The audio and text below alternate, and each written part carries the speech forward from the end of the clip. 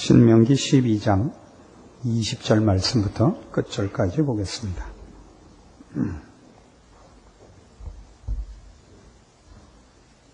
신명기 12장 20절입니다.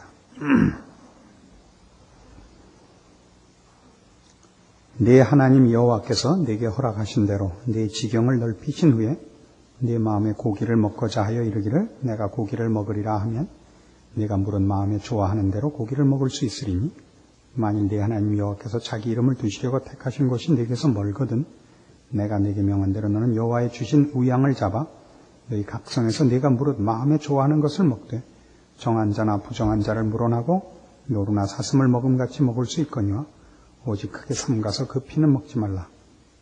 피는 그 생명인즉 내가 그 생명을 고기와 아울러 먹지 못하리니 너는 그것을 먹지 말고 물같이 땅에 쏟으라. 너는 피를 먹지 말라. 내가 이같이 여호와께서 의롭게 여기시는 일을 행하면 너와 네 후손이 복을 누리리라. 오직 내 성물과 서원물을 여호와께서 택하신 것으로 가지고 가라. 네가 번제를 드릴 때는 그 고기와 피를 내 하나님 여호와의 단에 드릴 것이요 다른 제 희생을 드릴 때는 그 피를 내 하나님 여호와의 단 위에 붓고 그 고기는 먹을지니라. 내가 네게 명하는 이 모든 말을 너는 듣고 지키라. 내 하나님 여호와의 목전에 선과 의를 행하면 너와 네 후손에게 영영이 복이 있으리라. 네 하나님 여호와께서 네가 들어가서 쫓아낼 그 민족들을 네 앞에서 멸절하시고 너로 그 땅을 얻어 거기 거하게 하실 때 너는 스스로 삼가서 네 앞에서 멸망한 그들의 자취를 밟아 올무에 들지 말라. 또 그들의 신을 탐과에 이르기를 이 민족들은 그 신들을 어떻게 위하였는고 나도 그와 같이 하겠다 하지 말라. 네 하나님 여호와께는 네가 그와 같이 행하지 못할 것이라. 그들은 여호와의 꺼리시며 가증히 여기시는 일을 그 신들에게 행하여 심지어 그 자녀를 불살라 그 신들에게 드렸느니라. 내가 너희에게 명하는 이 모든 말을 너희는 지켜 행하고 그것에 가감하지 말지니라.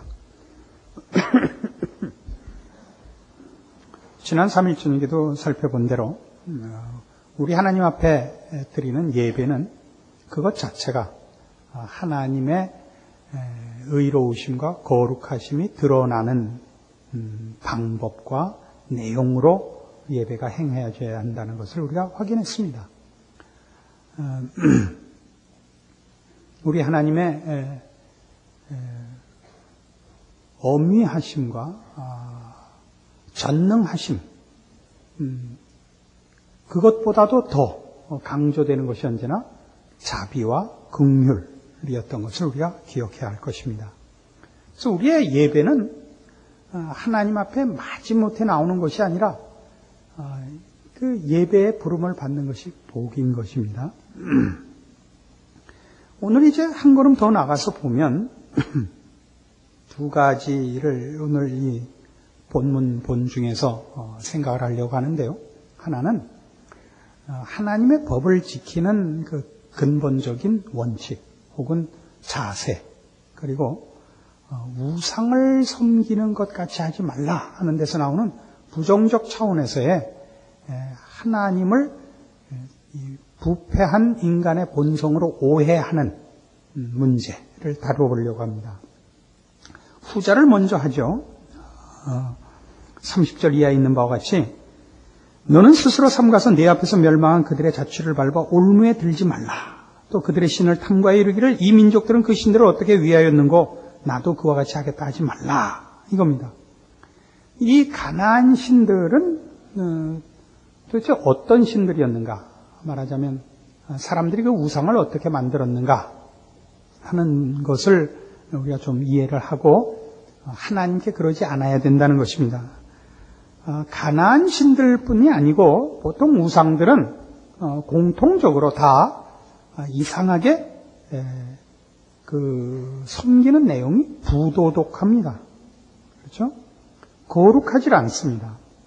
그 신이 초월적인 힘을 갖고 있고 부패한 인간들이 소원하는 어떤 결과를 이루어주는 힘이 있다고는 믿어지고 그런 차원에서 신으로 추앙을 받고 있지 인격과 성품과 윤리와 도덕적 차원에서 우상들이 고결하게 대접받는 경우는 없습니다.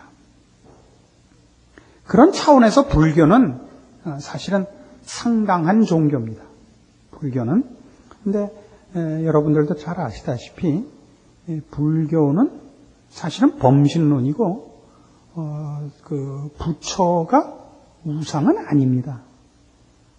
근데 우리나라에 와서 이상하게 그게 부처가 우상이 되고 그 경배 대상이 되어버렸죠. 그러니까 불교가 뭐 괜찮다 이런 얘기를 하려는 게 아니고 불교는 어떤 차원에서는 철학이고 윤리고 도덕이고 그렇습니다. 종교이기에는 조금 다릅니다. 사실은. 우리나라에 와서는 불교가 종교화됐죠. 그래서 그만한 종교도 없다 그런 얘기입니다. 그러니까 등산 가서 돌 던지지 말라 그 얘기입니다. 절에다가. 그만하면 괜찮은 겁니다.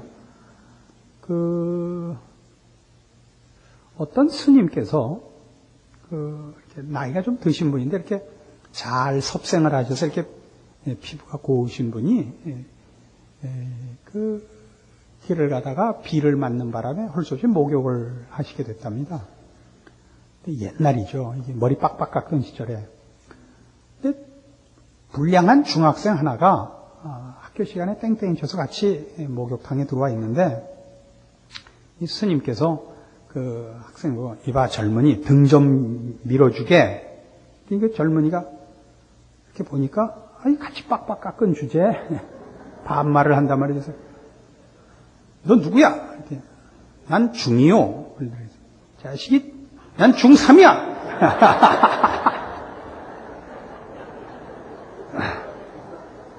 중학교 2학년이 그랬다는 거 아닙니까?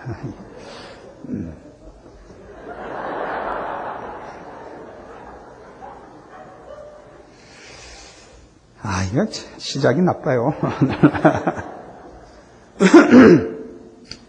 왜 이런 얘기를 지금 앞에 하느냐 하면, 모든 그 신 앞에 서는 인간이 갖는 첫 번째 선입관이 뭐냐 하면, 신 앞에 설 때 두려움입니다. 그렇죠? 신 앞에 서는 인간이 갖는 첫 번째 본성은 두려움입니다.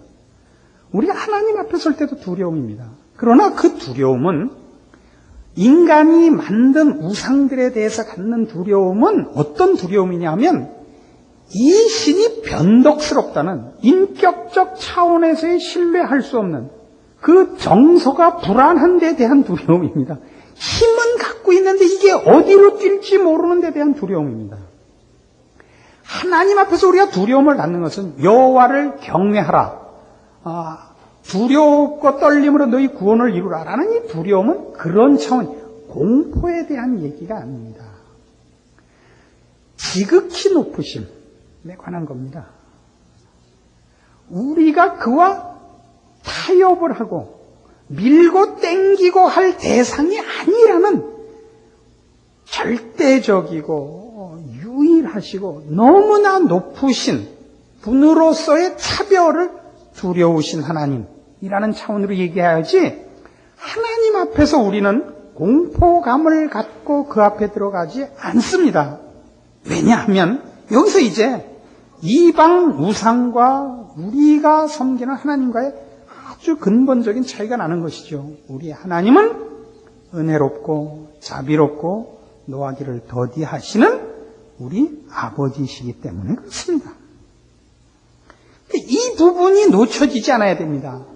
그러니까 지금 우리 지금 가나안 우상들을 예로 들어서 경고하는 내용에 이런 게 있죠. 31절 내 하나님 여호와께는 네가 그와 같이 행하지 못할 것이라. 그들은 여호와의 꺼리시며 가증히 여기시는 일을 그 신들에게 행하여 심지어 그 자녀를 불살라 그 신들에게 드렸느니라. 그러니까 자기 애를 불살라 드려야 되는 신, 그래야 만족시킬 수 있는 대상, 이 우상들이란 말이죠. 그러니까 그 우상은 원래 그 우상이 그걸 요구한 게 아니라 그 우상을 만든 사람이 그 우상이 그걸 좋아할 거라고 생각한 거죠. 왜요? 지가 그걸 좋아하니까. 그러니까 부패한 죄인된 인간이 좋아하는 게 뭐죠? 더러운 거죠. 서로 상하는 거죠. 해하는 거죠. 안 그렇습니까?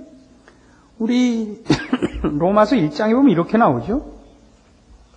이런 표현 다시 한번 눈여겨봐 둡시다. 로마서 1장 21절 하나님을 알되 하나님으로 영화롭게도 아니하며 감사치도 아니하고 오히려 그 생각이 허망하여지며 미련한 마음이 어두워졌나니 스스로 지혜에 있다 하나 우준하게 되어 썩어지지 아니하는 하나님의 영광을 썩어질 사람과 금수와 버러지 형상의 우상으로 바꾸었느니라 이겁니다. 그러니까 신은 이럴 것이다 라는 이 부패한 심성들이 가지는 상상은 그 신이 윤리적으로나 도덕적으로나 인격적으로는 전혀 가치가 없고 힘만 가지고 그 대신 인간과 방불하거나 인간보다 더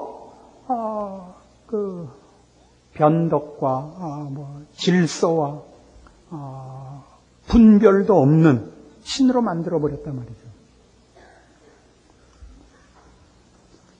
신이 자기 자식을 불살라야 말을 들어줄 거라고 생각을 하는 건 얼마나 끔찍한 것입니까? 정말 그런 신이 있다면 그건 망한 거죠. 우리 하나님 그렇지 않습니다. 여러분 이거 꼭 기억해 두십시오. 마태복음 7장. 우리 하나님은 어떤 분이냐? 성경이 이렇게 얘기하죠.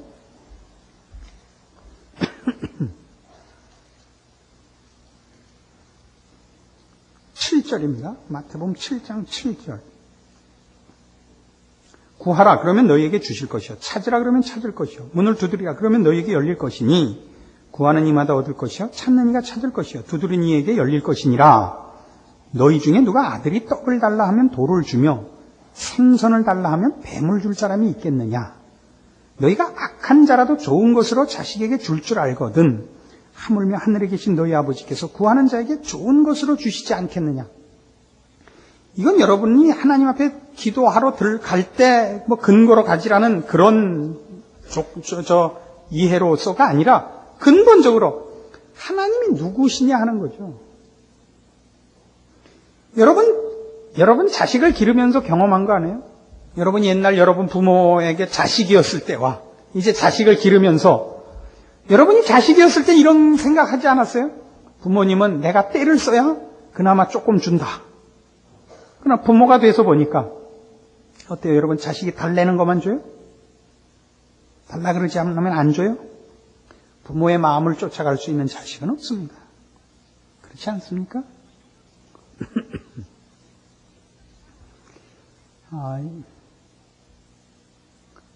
옛날에 자기가 어렸을 때 어머님이 어떻게 어머니 다우셨는가를 회상하면서 이제 와서 어머니가 돼서 그 옛날 일을 회상하고 쓴 글을 하나 본 게 있습니다. 근자에 어머니가 생선 장수를 하셨던 걸로 지금 기억이 나는데요.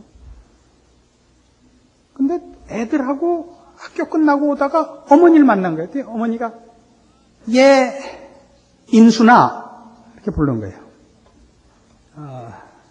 인순 씨는 이대원 목사님 사모님 이름입니다.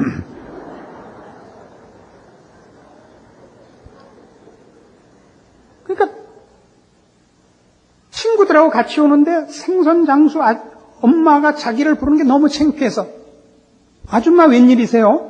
엄마는 지금 없는데요. 어머니 못 만나고 가시는 길인가 보죠? 그리고 그 자리를 피했단 말이에요. 그러니까. 그리고 이제 그 자리를 얼른 피하고 이제 저녁에 집에 와서 만나죠. 근데 어머니가 하시는 말씀이 그 밖에서 엄마 그런 소리만 듣다가 아줌마 그러니까 그거 참 좋더라. 그리고 이wen수가 그게 무슨 말인지를 몇 년이 지나서 깨달았대요. 자기가 엄마를 아줌마라고 부를 만큼 지 딸이 큰 다음에야 자기가 그때 한 얘기가 무슨 얘기고 어머니가 그때 그걸 웃고 지나와서 아줌마라고 부르니까 그것도 괜찮더라 라고 한 얘기가 무슨 얘기인지 그때 알아먹은 것입니다. 자식이 부모보다 더 속이 넓고 더 깊을 수는 없고 더 더 배려할 수는 없는 법입니다. 우리 하나님과 우리가 그렇습니다. 우리는 늘 이 부분을 놓칩니다. 우리가 갖고 있는 이 죄악된 본성 때문에 신자임에도 불구하고 하나님이 누구신지 안다고 하면서도 그 아들 예수 그리스도를 나를 위하여 보내셨다고 믿는다고 해놓고도 살다가 조금만 어려운 일이 생기면 맨 처음 들어오는 생각이 뭐죠? 하나님, 이까짓 거 하나 내가 좀 그랬기로소니 이러실 수 있습니까? 언제나 먼저 들어오는 생각이죠. 여러분이 잘못하면 그때마다 와서 하나님 와서 뒤통수 때리지 않습니다. 아십니까? 웃어요. 여러분 애 키울 때 잘못할 때마다 쫓아다니면서 패요? 그래요? 밤잠 안 자고 뭐 잘못하나 지켜보고? 안 그래요. 적당히 모아놨다가 패요. 그리고 어떤 건 넘어가요. 안 그래요? 큰 다음에 가르쳐줘요. 여러분이 기대하고 요구하고 소원하지 않은 것, 더 많은 부분에서 부모가 여러분 편을 들어서 여러분이 여기까지 온 거예요. 우리 하나님은 그런 분이에요. 여기 있는 말 그대로죠. 너희가 악한 자라도 자식에게 좋게 하지 않느냐. 하물며 나겠느냐. 이걸 기억하라고요. 하나님은 우리 편이에요. 하나님은 우리를 방해하지 않아요. 우리 잘 되는 거 배아파하시지 않아요. 우리를 잊지 않아요. 어찌 젖먹이는 어미가 젖먹이는 아이를 잊겠느냐. 저들은 혹시 잊을지라도 나는 아니다요. 나는 아니다. 내가 왜 너희를 잊겠느냐. 우리 지난 주일에도 했죠. 데살로니가전서 5장 16절 이하 항상 기뻐하라. 쉬지 말고 기도하라. 범사에 감사하라. 이는 그리스도 예수 안에서 너희를 향하신 아버지의 뜻이니라. 우리 보고 자기 일을 분발하려는 거 아니에요. 기뻐하게 하겠다요. 기도에 응답하겠다요. 감사하게 하겠다요. 근데 그게 다 뭐가 붙죠? 기뻐해도 어떻게 기뻐하게 해주겠다는 거예요? 항상 기쁘게 해주겠다는 거예요.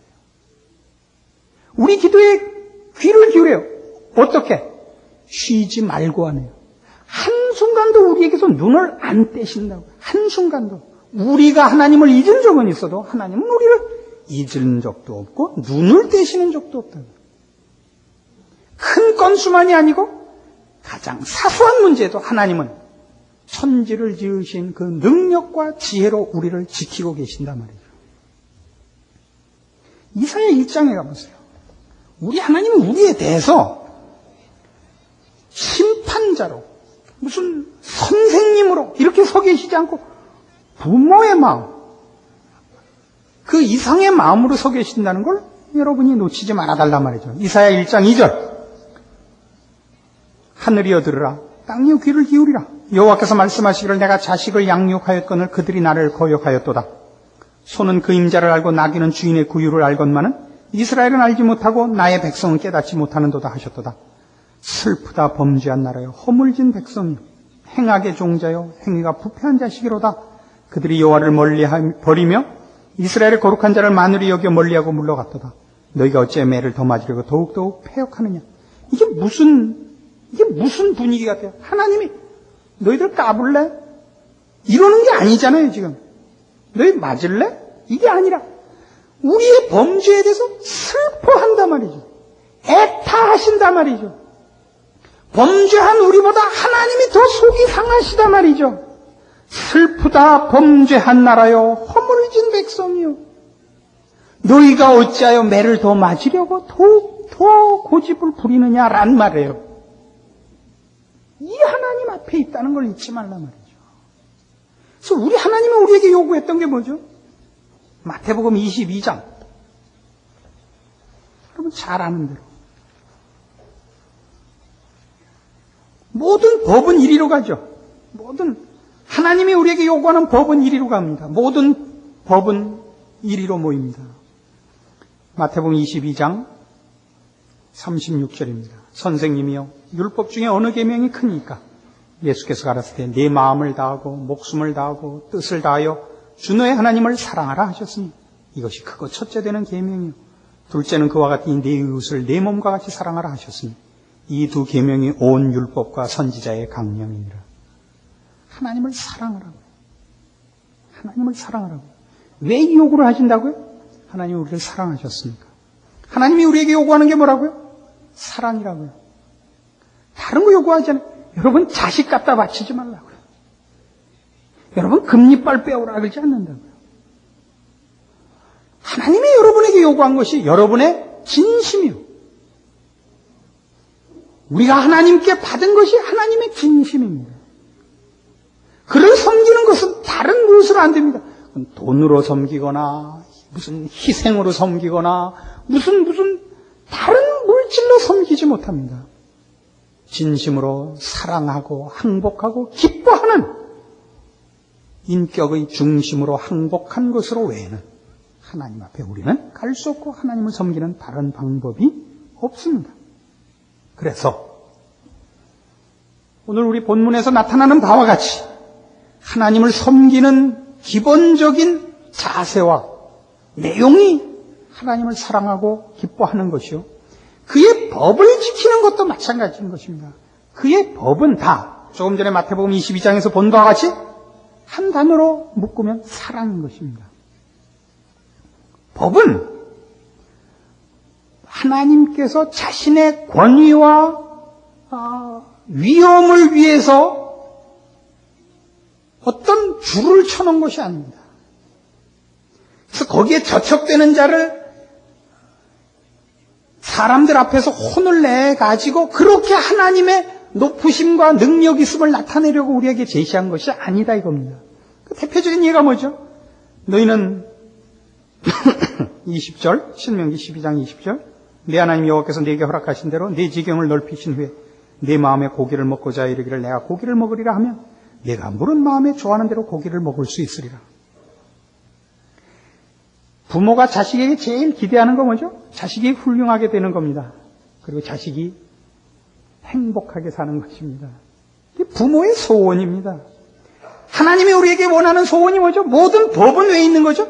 그것이 우리의 거룩과 유익을 위해서 필요한 것이지 그것을 걸어놔서 그 법을 저촉하면 하나님의 무슨 능력과 두려움을 과시하기 위해서 법을 꺼내놓은 것 아니란 말이에요.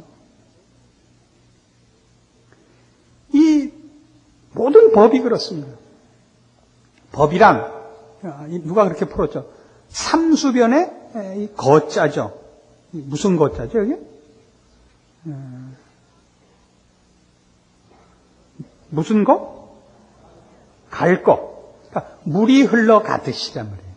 물이 흘러가듯이. 가장 자연스럽게. 그러니까 교통법규라는 게 뭐예요? 다. 질서를 지키자는 거죠. 모두에게 유익하자는 거죠. 그걸로 사람을 잡자는 게 아니죠. 그렇지 않습니까? 하나님이 우리에게 요구하시는 모든 법은 뭡니까?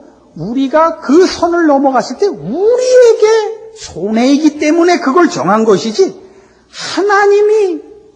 하나님의 권세와 뭘 과시하자고 우리를 못 살게 굴 선을 거는 거 아니잖아요.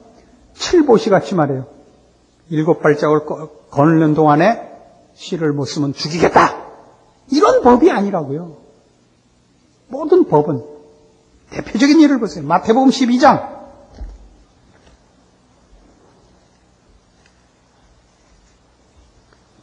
1절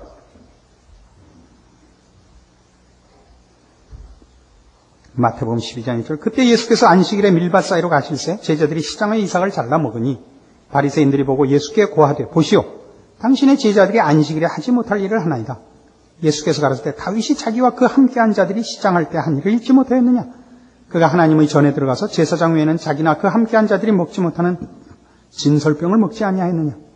또 안식일에 제사장들이 성전 안에서 안식일을 범하여도 죄가 없음을 너희가 율법에서 읽지 못하였느냐. 내가 너희에게 이르노니 성전보다 더 큰 이가 여기 있느니라. 나는 자비를 원하고 제사를 원치 아니하노라 하신 뜻을 너희가 알았다면 무죄한 자를 죄로 정치 아니하였으리라. 안식일을 지키는 법을 놓고 지금 바리새인들과 예수님 사이에 논쟁이 벌어진 셈입니다. 그러니까 지금 바리새인들이 틀린 건 다른 게 아니에요. 법을 가지고 뭘 하겠다는 거예요? 사람을 잡재는 거죠. 법으로 사람을 잡재는 거고 예수님은 하나님의 모든 법은 사람을 살리자고 만든 거다 이거예요. 사람을 살리자고. 대표적인 예가 뭐냐면 이혼 증서였습니다. 모세가 이혼을 하려면 이혼 증서를 써줘야 된다라고 한 거는 이혼 증서만 써주면 이혼할 수 있다가 아니라 이혼을 어렵게 만들려고 그 법을 만든 것이었습니다. 그러나 유대인들은 이혼 증서만 써주면 이혼할 수 있다가 됐어요, 나중에. 하나님의 법은 다 그겁니다. 하나님의 법은 다 우리를 살리자는 겁니다. 우리를 거룩해 하고, 우리를 하나님 편에 서게 하고, 복을 주시기 위해서 모든 법을 만드신 것입니다. 죄로 가지 않고 망하지 않게 하려고 법을 만든 거예요. 철조망은 왜 만든 거예요? 글로 가면 절벽이니까 철조망을 친 건데, 이 왼수들이 철조망에 갖다 놓고 사람을 민단 말이에요. 알아들으세요? 마가복음 2장에 가면 이 같은 사건을 놓고 이렇게 한 걸음 더 간 표현을 써요. 이건 아주 재미있는 표현입니다. 마가복음 2장 23절.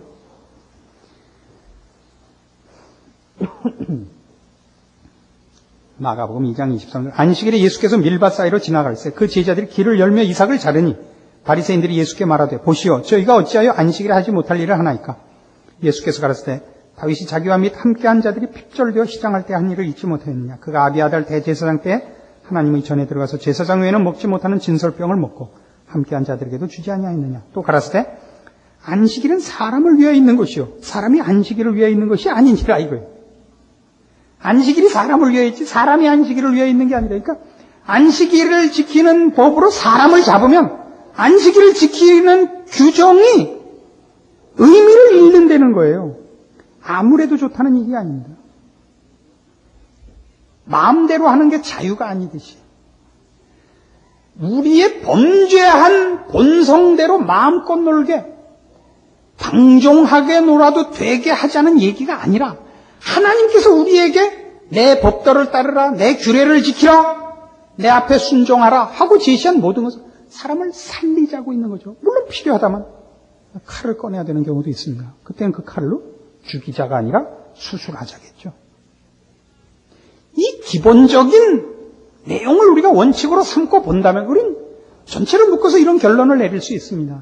하나님은 우리를 복주자고 우리를 만드셨고 또 구원하려고 찾아오셨습니다. 우리 하나님은 우리 편입니다. 우리보다 더 우리 편입니다. 하나님이 우리에게 간섭하셔서 우리가 부닥치는 게 있다면 우리를 못살게 굴거나 우리를 농락하려고 그러시는 것이 아니올시다. 부모가 자식을 말리는 것과 같은 것입니다. 그리고 우리는 서로에 대해서도 하나님께서 우리에게 요구하시는 모든 법칙을 들어 사람을 살리시려는 하나님의 마음을 기억하고 법을 쓰도록 하자는 겁니다. 나는 자비를 원하고 제사를 원치 아니하노라다 말이죠. 그것이 우리의 신앙 인생을 사는 가장 중요한 원칙이어야 되고 사람을 보는 시각이어야 되고 하나님이 나를 다스리시고 대하는 따뜻한 마음이라는 걸 놓지 않아야 우리는 모든 우리 신앙 현실의 어려움 속에서 절망과 의심을 이길 수 있습니다. 우리의 믿음 생활에서 제일 큰 그 시험은 뭐냐면 하나님이 내 편이 아닐지도 모른다라는 의심이 드는 것이기 때문입니다. 세상이 우리를 반대하는 거야 겁날 거 없죠. 하나님이 나를 미워하시는 거 아닌가라는 생각이 드는 거 그건 아닙니다. 그러는 적은 없습니다. 그럼 왜 하나님이 나를 편들지 않는가? 그건 하면 안 되기 때문에 나를 잡자고 그러는 것이 아니라 고치자고 그런다는 것을 기억하자 말이죠. 우리는 왜 이 문제를 이렇게 둘로 나눠서 생각해야 되죠? 우리는 질서를 깨고 거룩을 연습하지 않고 방종할 가능성이 충분한 자들입니다. 법을 지키라 그러면 법을 자기한테다 쓰지 않고 이번에는 상대방 잡는 데다가만 쓸 가능성이 훨씬 많은 사람들입니다. 하나님께서 우리에게 찾아오셔서 우리의 방종함을 막으시는 것이 사랑의 손길인 것을 확인할 것과 하나님께 순종해야 되는 그 기준들, 요구하시는 신앙적인 모든 기준들을 사람을 잡는 데 쓰지 말고 살리는 데 써야 한다는 것을 기억한다면 우리의 신앙 현실에서 나 자신의 개인적인 신앙의 그 현장에서 부닥치는 어떤 일에서도 하나님과 나 사이의 문제가 의심되거나 방해받는 일은 없을 것이요. 나만의 신앙 문제가 아니라 내 이웃과 함께 신앙생활을 해야 되는 내가 맡은 일에서 하나님의 사랑을 잇는 제사장 노릇하는 일도 실패하는 일이 없을 것이기 때문입니다. 하나님이 심판자의 자리에 서지 않으며 우리를 시험하지 않으며 우리를 외면하거나 잊으시는 것 일이 없는 것을 기억할 것이요. 내가 내 이웃과 세상에 대해서 심판과 외면과 게으름과 시기심을 가지는 일이 없어야 하는 것. 그것을 바로 오늘 이 신명기 12장 후반부에서 배우는 것입니다.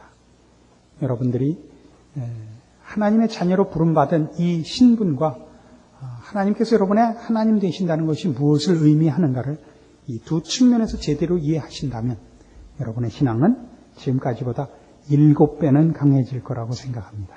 기도하십시다. 하나님 아버지의 은혜를 감사합니다. 우리 하나님은 우리 편이시고 우리를 사랑하시며 그리고 우리를 의와 진리와 거룩으로 부르고 계시다는 사실을 확인했습니다. 우리 하나님은 우리에게 요구하시는 것들은 우리의 죄 본성에는 다 어긋나는 것입니다. 그러나 그것이 우리의 복인 것을 이제 믿고 항복합니다. 순종해야 할 것이요. 그 법으로 타인의 영혼을 시험들게 하지 말아야 할 것입니다. 심판의 자리에 서지 말고 사랑하고 치유하고 격려하는 자리에 서게 하사 우리 하나님이 우리에게 베푸신 사랑을 또 나타내고 증거하고 열매 맺는 신자로서 승리하게 하여 주시옵소서. 예수님의 이름으로 기도합니다. 아멘.